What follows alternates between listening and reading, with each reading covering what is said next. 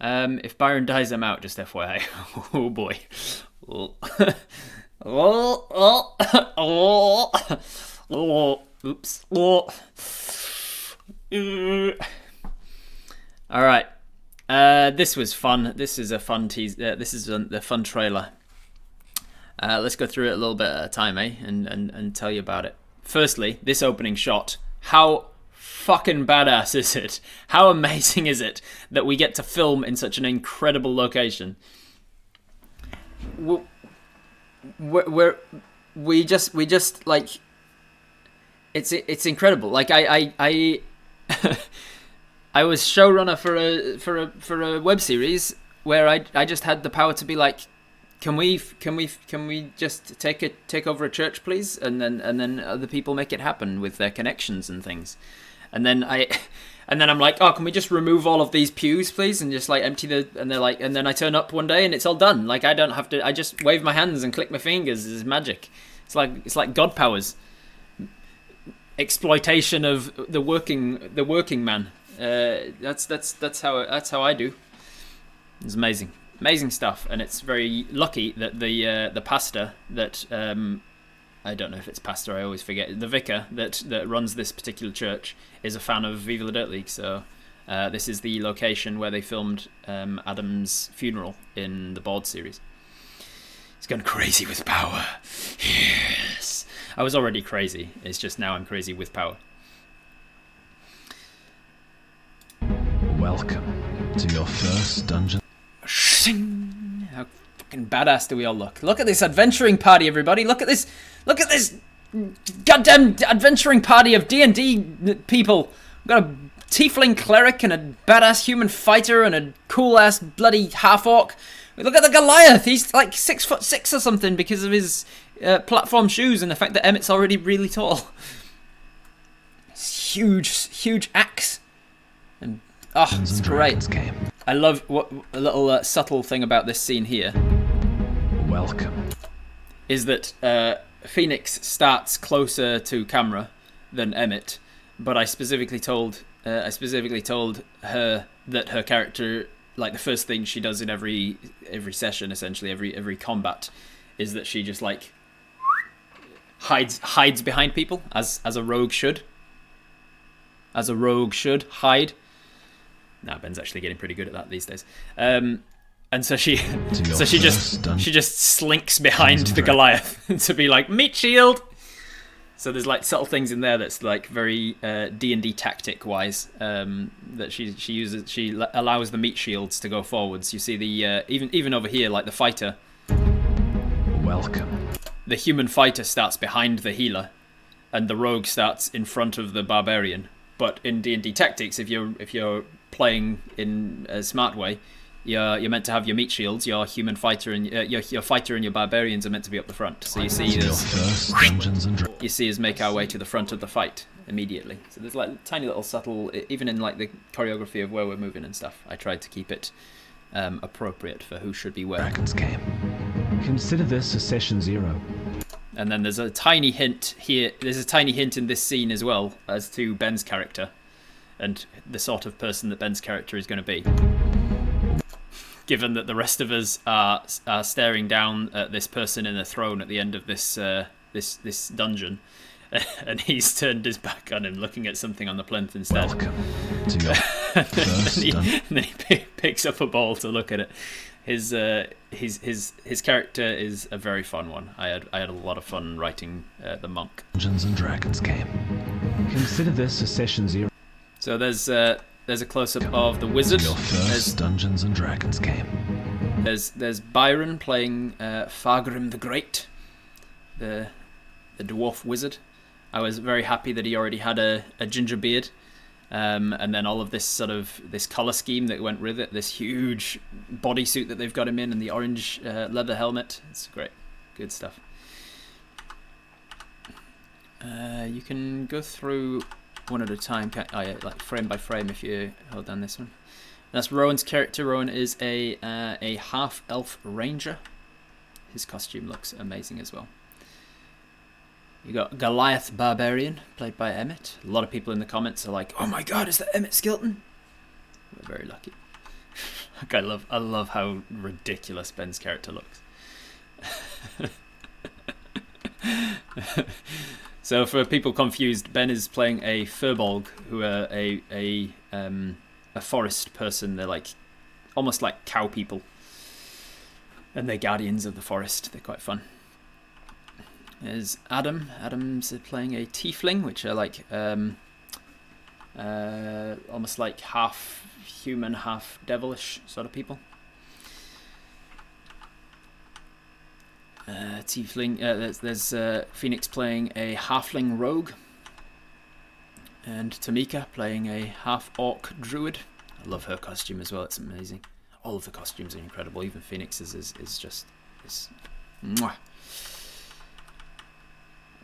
Tamika does a fantastic job as well. There's this handsome dude playing a human fighter in his very comfortable armor that's very easy to direct in. Byron's glasses are both red, or is one orange? I think they're both the same colour, but I'm not exactly sure. I wasn't the one wearing them every day. So. Tamika's costume is insane for detail. Yeah, man, so much detail on all of the costumes. Like even Emmett. Is that Drax? So this is Emmett playing Keothi, the Goliath barbarian. And he's going into a rage. I would like to rage. I can't remember what we decided his tooth was from. I allowed Emmett to make the decision. I was like, what is your tusk from? Your little trophy around your neck? And he did tell me a monster, but I can't remember what it was. I love his painted on abs as well. Ambushed by orcs coming out from the trees. Look at all these beautiful beasts. All stunt performers. Very good at adopting the physicality of the monsters. You've got Adam the cleric casting his guiding bolt, and the wizard casting his flame, produce flame. Hard for her to get lines out with those prosthetic teeth. It certainly was a challenge, that's for sure. We went through a couple of different options for prosthetic teeth with the tusks. We had one set that looked really good but was very impractical for lines, and then we went with sort of a compromise, which is what we actually where we had just the teeth, the canines had prosthetic tusks on them, but the rest of her teeth were her own, which made it slightly easier to speak, but it was hard to get them to stick on, and so she had to sort of have a jaw stuck out, and she had to very much practice her enunciations with the fake tusks on, and then occasionally she'd get hit or something and a tusk would come out, which sometimes really works. Adventurers in a campaign setting, casting firebolt at the bandit. And I love the way that the effects on this, man, isn't it incredible? He gets the flames get hit against his shield and he gets knocked back by it. Such amazing visual effects. My passive perception is 24. Thank you for the follow there, whoever that was. Stones, thank you for the follow. Adam's costume's my favourite. Adam's costume's amazing, yeah. We had to see Adam as a cleric when we used to seeing him as a warlock. When have you seen Adam as a warlock? Oh, you mean in the regular series? He's a sorcerer, not a warlock. Makes sense for a half orc to struggle to speak like a human, yeah. Oh yeah, I have these, Adam. If you're still in the chat, I don't have access to the Viva La Dirt League channel, so I can fix up the subs on our D&D channel, but I can't fix up the subs on this one. And a whole bunch of people have said this subtitle is wrong. You are adventurers in a high fantasy setting, not a high campaign setting.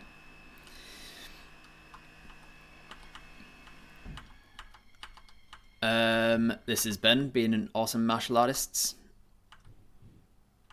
There were a couple of times I was just like, hey Ben, do something martial arty. It hasn't been said that Rob is human fighter. I kept thinking he's a Ninja Turtle with that shiny neck sticking out of skinny neck sticking out of armor. I did those subs at 11 PM on the night. I must have been tired. Look how fucking dope Phoenix's costume is. You can see it right from the ground up on this shot. She's got some amazing like leathery boots. She's got those gorgeous like knee guards, skin tight pants that work really well, and then the reddish sort of. She's got a very sort of subtle red color. So one of the things about each of the costumes is they all had kind of a color scheme to stick to, which is it really works for differentiating them a little bit. And so some of them stick to it more closely than others. Adam's color is obviously blue, like he's wearing blue, his skin is blue, everything about him's blue. Byron's is orange, he's got the ginger beard, the orange cloak, the orange on his head. Phoenix's was like a reddish sort of a color, but hers is a little bit more subtle. She's got the red on her top, and then like red feathers sticking out of her hat as well. This is one of the biggest projects that they've done. She's got a rapier by her side. She's got a leather, not a bodice, what's it called? A corset. Is it a bodice? What's the difference between a bodice and a corset, anybody? I love those like little, they're blurred in this shot obviously as it's a panning shot. But she's got the throwing knives in her belt there. What is a bodice? A bodice isn't a bodice something like a corset? I love that even around her neck she's got like a little vial, like she's got a tiny little potion around her neck or something. And then the bandolier with the quiver on it, and the rogue hat. I love it. It's such a good. Weren't you going to find out at some point? Yeah. Phoenix is a beauty. She certainly is. Bodice isn't laced or buckled. Okay. Yeah, maybe it's a little vial of poison. Yeah. Bodice is more like a vest and doesn't always have boning in it. That's a corset. I like that you say corset correctly. Many don't these days. How do people say corset? Corset? Bodice has like undies that have buttons in the crotch. Oh, okay. Heartbroken when I saw day 3 photos on Instagram and saw what happened to all the costumes. yeah, but you just wait and see. Just wait and see. Refresh. Pretty sure that subtitle is correct and always was. Okay, let me give it another go. You are adventurous in a high fantasy setting. Nope. You are adventurous in a high fantasy setting. Let me refresh and check that subtitle always was correct. For the campaign. You are adventurous in a high fantasy setting. Oh yeah, that is correct. That's weird. That must be like a Mandela effect, everybody. We all thought that it was wrong, but it was actually always correct to begin with. It's like the Berenstein Bears, the Berenstein Bears. How weird that we would all collectively think that said high campaign setting, and there's a bunch of comments under the video saying that the subtitle's wrong and it's actually high fantasy setting, and yet everybody like definitively we have the proof right there that it says the correct word and always has said the correct word. How weird. Exploring the land, overcoming. Love this so much. I love that. Exactly, so weird. Thank you for the raid, Erica Korn. How was your stream? I love that she took out one of her tusks for this bloodied up scene.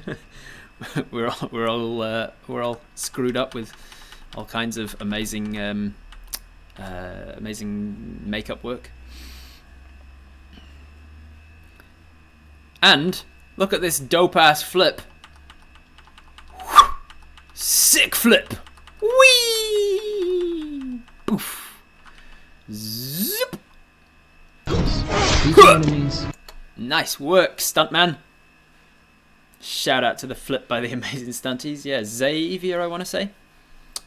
Do you know what the jaw is on her headdress? No, I never actually. I never specified that to her. Again, for the details of their costume, I've allowed them to make their minds up about what monsters and things they killed. If you're asking from like a real perspective, I don't imagine it's. Well, maybe it is a real jawbone. I have no idea. It looks to be a carnivore. It's got the sharp canines. It's a bottom jaw, obviously. It's a mandible. I can't tell the detail of the teeth enough to make it out, but I would imagine it's some kind of carnivore. It looks almost it's too small to be a fox. What would be a carnivore smaller than a fox? Like maybe a mustelid? could be a fox, I suppose, but I think it would be a small one. A martyr, yeah, it could be a martyr. Oh, you're ever so A kind cat. to spare me those Could be a coins, cat, friend. actually. Could be a Thank cat you. draw. Thank you, Sonic Hawker. Next time I see the costume, I'll have to take a closer look at the teeth on it. Emma looks cool in all that makeup. Fuck yeah, he does. Look at this. Boom. Oh, you're ever so kind to spare me those coins, friend. Thank you. Thank you very much for all the coins. Thank you, BTR, for the coins. Cat jaws are super tiny, are they? Like, not one of the larger species, though, right? Like, it could be a some kind of a larger species of cat. Boom. Look how fucking badass it is. I cannot stress enough how good of an actor Emmett is. He's just so in the role, and he picks it up like immediately. You just have to tell him like one time what you want him to do, and he just like does it, and it's brilliant. He's a true pleasure to work with. Largest species of cat would be fox-sized. Well, there you go then. Ben pointing is making me laugh. Just standing in the background pointing. Ben does an amazing job in that character as well. I was really pleased with Ben's performance. He is Odin, so what do you expect? He's a literal god, yeah. I'm sure loads of people could identify it. Yeah, probably. That had to be at least 10 slashing damage to that orc. Well, he's attacking with a great axe, so it's a 1d12 slashing damage plus his strength modifier, which for a Goliath is usually at least a 4. So he might have rolled anything up to 16, and if he crit, he could have gotten anything up to like 30. So, you know, it's a lot. And orcs generally have 15 health. Just a bit of D&D nerddom for you. Defeating enemies and solving puzzles.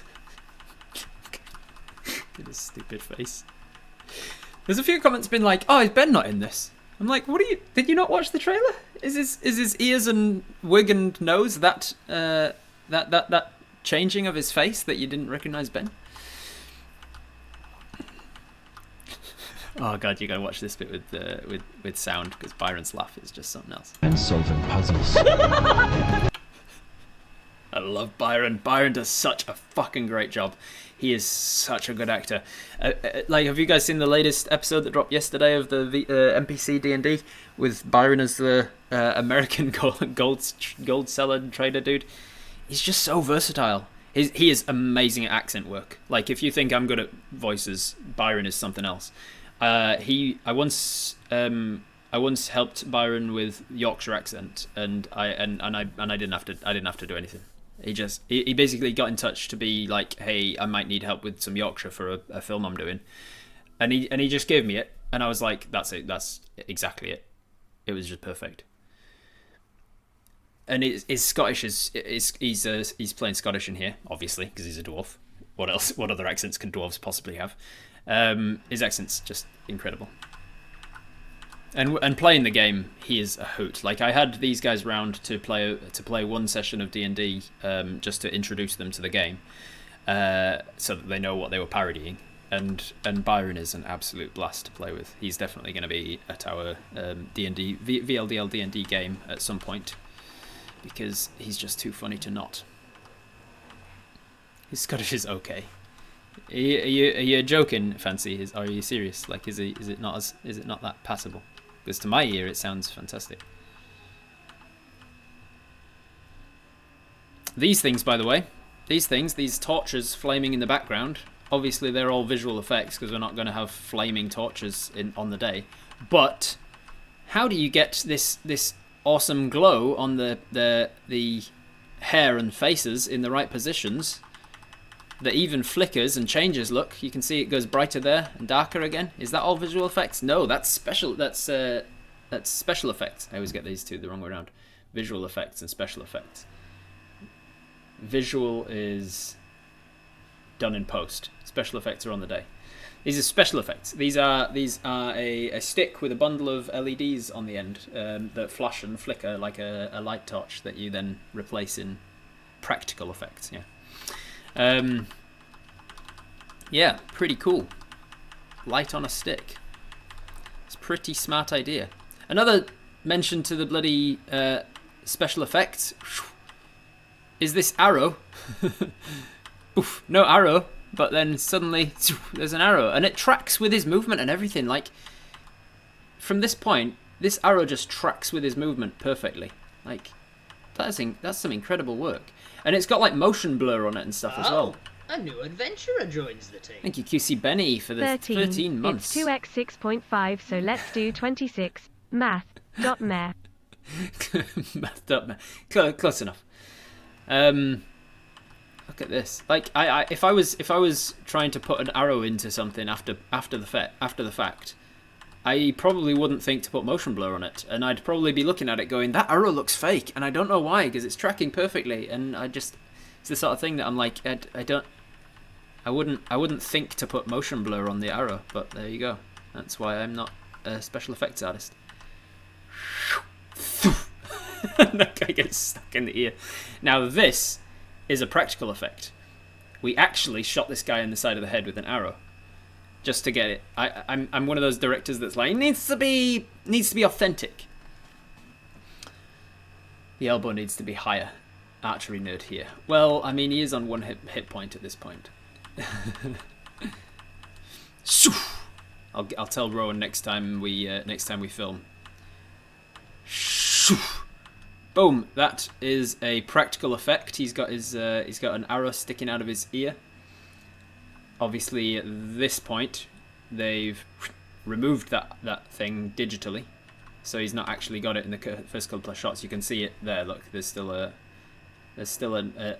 small part of the arrow sticking out of his ear that they didn't get rid of. But bam! He's got an arrow sticking out of his ear, so that he can react to it properly. Again, that arrow, all CGI. Look how cool she looks. How's her elbow, archery nerd, Katie Beatty? How's Phoenix's pose? He's got two E's. It doesn't need both. Exactly right. It's a bit generically Scottish for him. Oh, okay.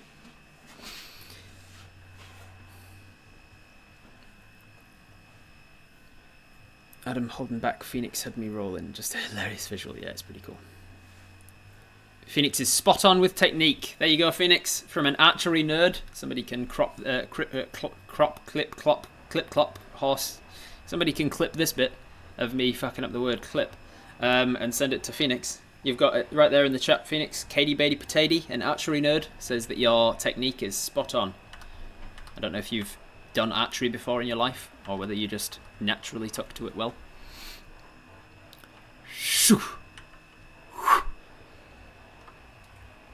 Her hat would very much be in the way, though. Nah. The arrow striking him. Great work from both the stunty for acting like he got hit with an arrow that was non-existent, but also great work on the positioning of the arrow by the visual effects team, who hit him right. You can tell, like, momentum-wise, he is getting hit right where the momentum is pushing the part of his chest right where the arrow is actually striking. So they've done a fantastic job of watching his movement and thinking, okay, where is he getting hit? Boom, and then striking him with it. There's a bit of a visual effect there. Oh no, that works. The arrow falls with him. That's good. Boom. And then the arrow's sticking out of him as he falls, and motion blur and everything. Good work. Fantastic work.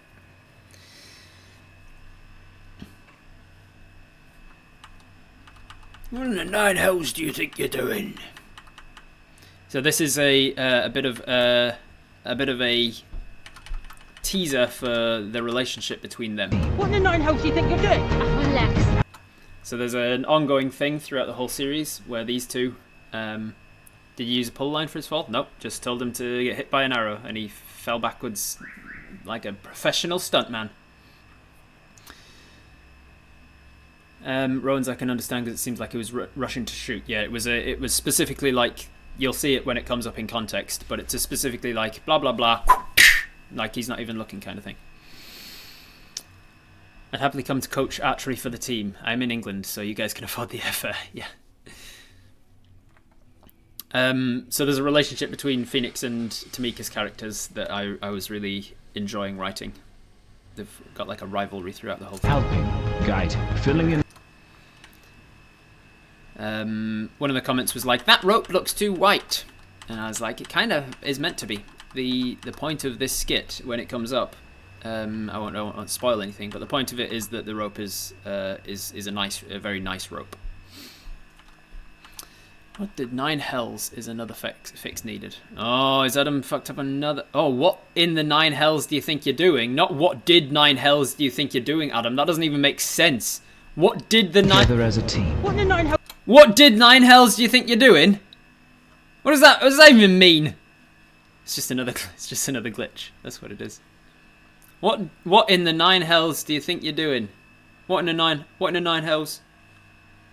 So many glitches. How do you think you're doing? Relax. Helping, guide. Helping, guiding.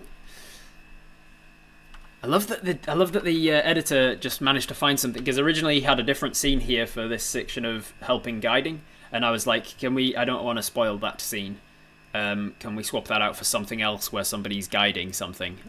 That's all the direction I gave to the editor. I was like, it's something else, and he managed to find a place where somebody's actually like guiding somebody. So, incredible job by the editor.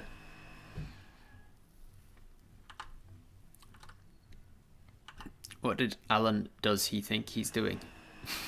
What?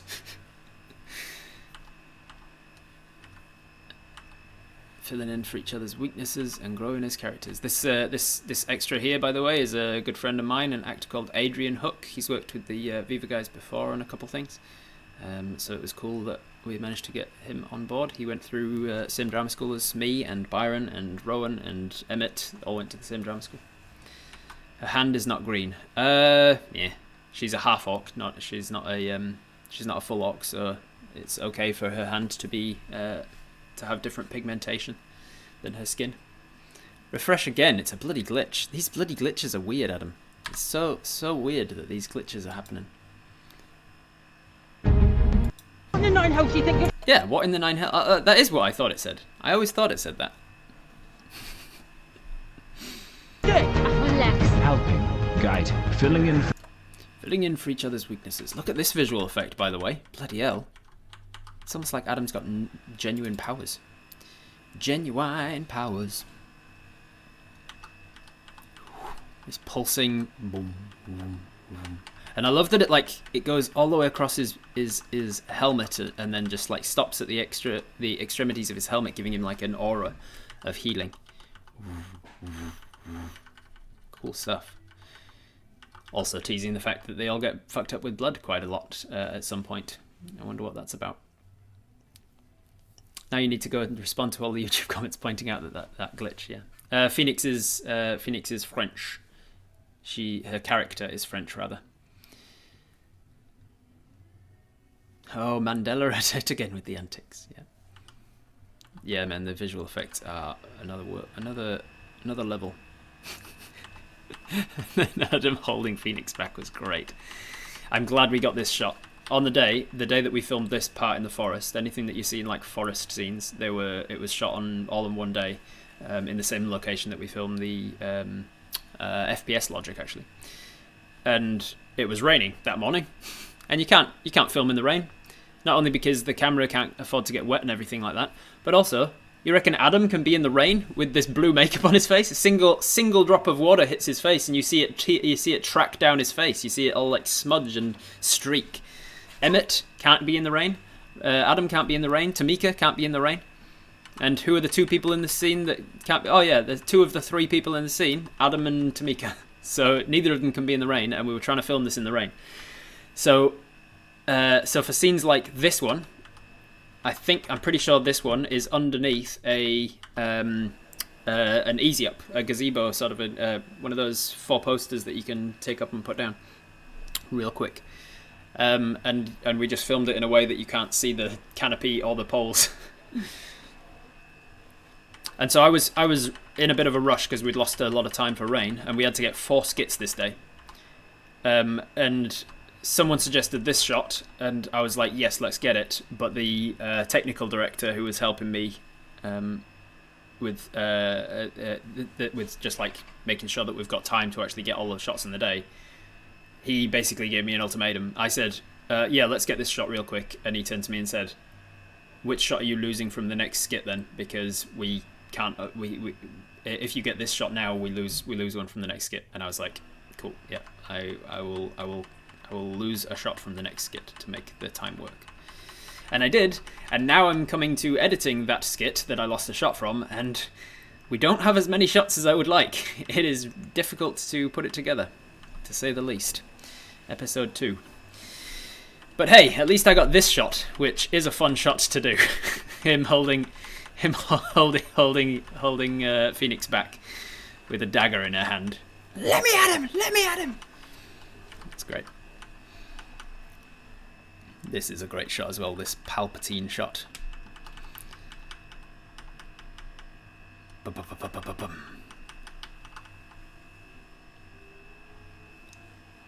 Skeleton. Brit's literally just there for three frames of it. I love the makeup work that they did on this one as well. What do you reckon's happened to Brit, everybody?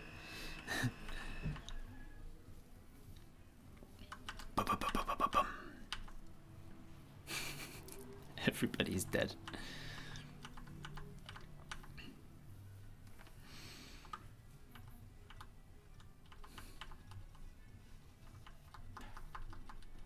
Open world sandbox game where your choices matter and your actions have consequences. This is a skit called Taking a Dump in D&D.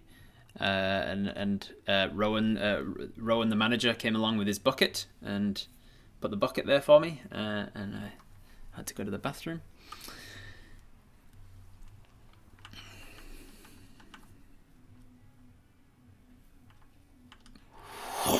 Produce flame from the edge of her staff.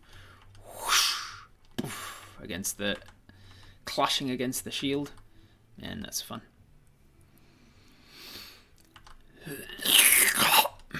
Stabbity stab. Look at that. What a cool visual effect. Making it look like the sword's gone actually all the way through.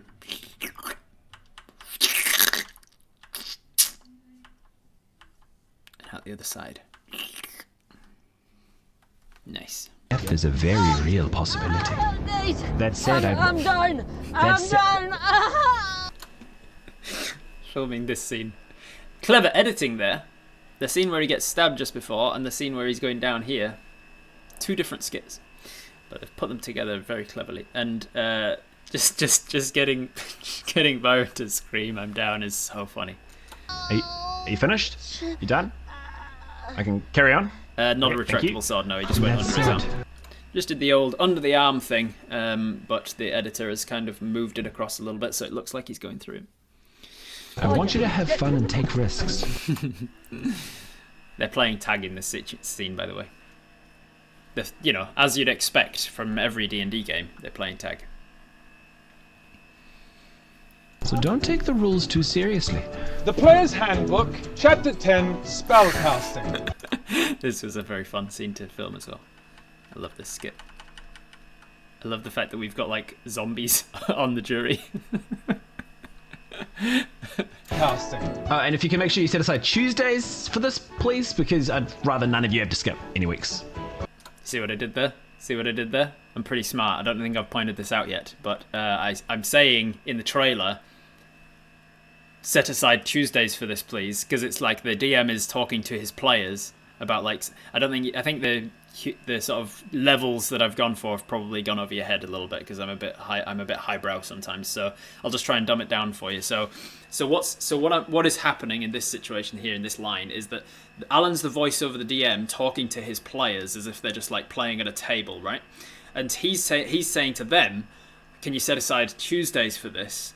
Because like it's irritating to have to skip weeks in D&D. You want to do you get it?" I'll explain fully. It's like works on more than one level, you see. So I'm just trying to explain. So he's saying to his players, set aside Tuesday for this, so that we can play every week on a Tuesday, right? But here's the bit where that makes me like 300 level IQ, right? The D&D logic series itself actually comes out on a Tuesday every week. So I'm like saying to the players, set aside Tuesday for this, but at the same time, he's kind of saying to the audience who's watching the trailer, can you set aside Tuesdays to watch this series? Like as soon as it comes out, set aside Tuesdays for this. Do you get it? Like I know it's a little bit too much for some of you, but did you get what I was going for with the line there? Let me show you again, and just to make it super clear. You can make sure you set aside Tuesdays for this, please, because I'd rather none of you have to skip any weeks. Can you set aside Tuesdays? I'd rather none of you have to skip any weeks. Do you get it? Like I want you to watch the thing, and I hope that it gets through clear. I know that my level of humor is a little bit too difficult sometimes. Unsubscribes. No! It's a raid! Hey, Rhino Cuddy, thank you for the raid of 5. How was your stream? Just for Rhino Cuddy's benefit, since they weren't here, so set aside Tuesday for this. Okay, let's do this. This shot makes Alan look completely bald. Please, because I'd rather none of you have to skip any weeks. Okay. Look at that epic level eye roll. Epic level eye roll! Roll initiative. Somebody slap him. Ow. Sorry, Rob, could you repeat that? I had to step away from a moment. Look at this. Look at bald Alan. A few people in the comments are like, oh my god, Alan's bald? I'm here for it. Alan's wearing some Yaris costume, is he? Yaris Goldhorn, open up. Maybe he's acting as Yaris. What day of the week are these going to come out? On Tuesdays, newbie. So in the trailer, that eye roll is literally all of the chat right now. Mondays.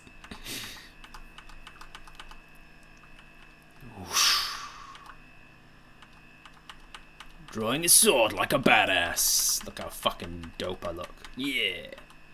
Whoosh. Blinding light.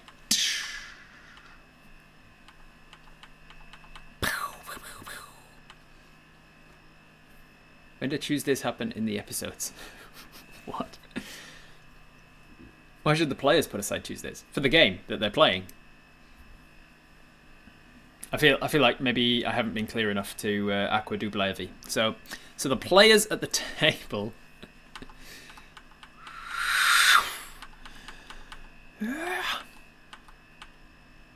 Smacking him upside the head.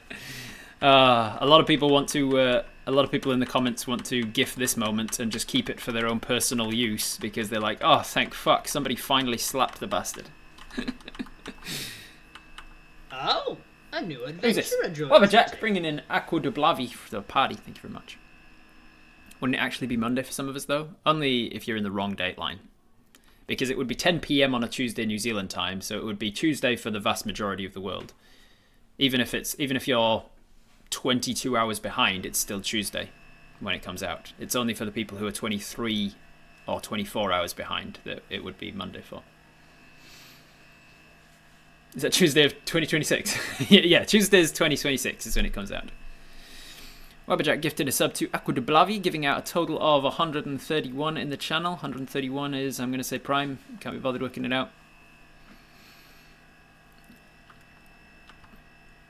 He's annoying me.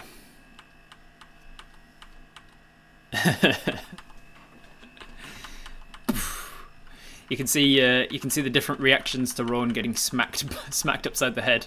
Phoenix is like, oh no, and you can see on my face I'm like, you can see I start to smile because I'm like, yeah, I'm like, what's happening? Oh no, what's going on? Slap him upside the head. My passive perception is Down he goes. 24. He's I annoying see me. you following me. Amelin, thank you for the follow. Epic bitch slap. Alright. Once more with feeling. Welcome to your first Dungeons and Dragons game. Consider this a session 0. A chance for me to get you all on the same page regarding your expectations for the campaign. You are adventurous in a high fantasy setting.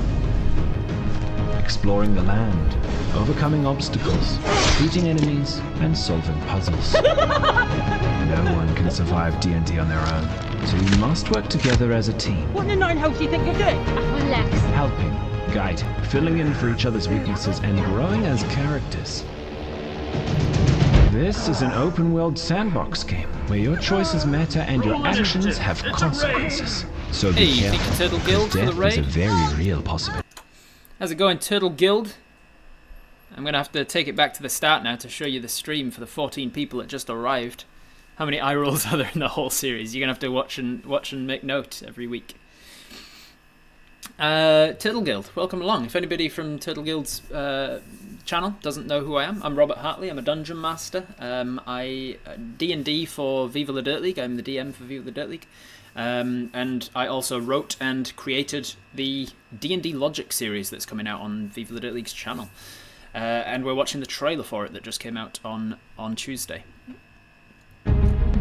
Welcome to your first Dungeons and Dragons game. Have a drink every time Rob's Consider going to this roll as his session eyes. 0, a chance for me to get you all on the same page regarding your expectations for the campaign. You are adventurers in a high fantasy setting, exploring the land, overcoming obstacles, defeating enemies, and solving puzzles. No one can survive D&D on their own, so you must work together as a team. What in the nine hells do you think you're doing? Relax. Helping, guiding, filling in for each other's weaknesses, and growing as characters. This is an open-world sandbox game where your choices matter and your actions have consequences. So be careful, because death is a very real possibility. That said, I'm done. That's- I'm done. Are you finished? You done? I can carry on? Okay, thank you. And that said, I want you to have fun and take risks, so don't take the rules too seriously. The Player's Handbook, Chapter 10, Spellcasting. And if you can make sure you set aside Tuesdays for this, please, because I'd rather none of you have to skip any weeks. Okay, let's do this. Who's annoying me? Boom! D&D Logic. Fuck yeah. Look at this amazing logo as well. Isn't that incredible graphic? Are you going to... how does it feel to be finally a D&D player again? I do play in a home game with some friends. Thank you, Turtle Guild, for the follow. I play with some friends on a weekend most weeks, but I'm not a player in this. So just to be very clear, this is a series of comedy skits, just like everything else on the Viva la Dirt League channel. It's like short form comedy content that's like 3, 4, 5 minutes long. And it's about D&D. It is not us playing D&D. If you want to see us playing D&D, we do that. We have done for over a year, and you can do so over on the Viva la Dirt League D&D channel on YouTube. I think there's a command for it if you go !VLDL or something, I think, or !Viva maybe. Fancy will know, and it'll be in the chat just about now. A new adventure. Thank you, Mister, for bringing in the Turtle Guild to the adventuring party. And thank you, Turtle Guild, for the raid. If you weren't following me, Turtle Guild, how did you hear about me? Why did you raid me?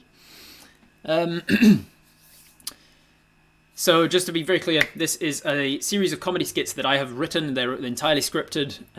Obviously, there's improvised dialogue and things when you've got amazing actors and comedy geniuses on the set. There's room for improvisation, but they are comedy skits that are about 4 minutes long, not us actually playing D&D.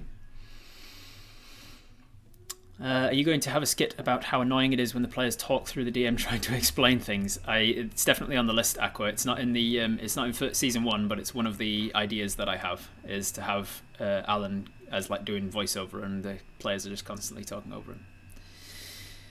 Noon. Hi Rob, what are your thoughts on the D&D Beyond in-app documentation as a primary resource for a brand new DM and players? Worth the expense, or better to wait out the lockdown and grab the hardcover books instead? That's entirely up to you and your preferences, Noon. I like having the books just because I like having them. They're cool to have on a shelf. They're really...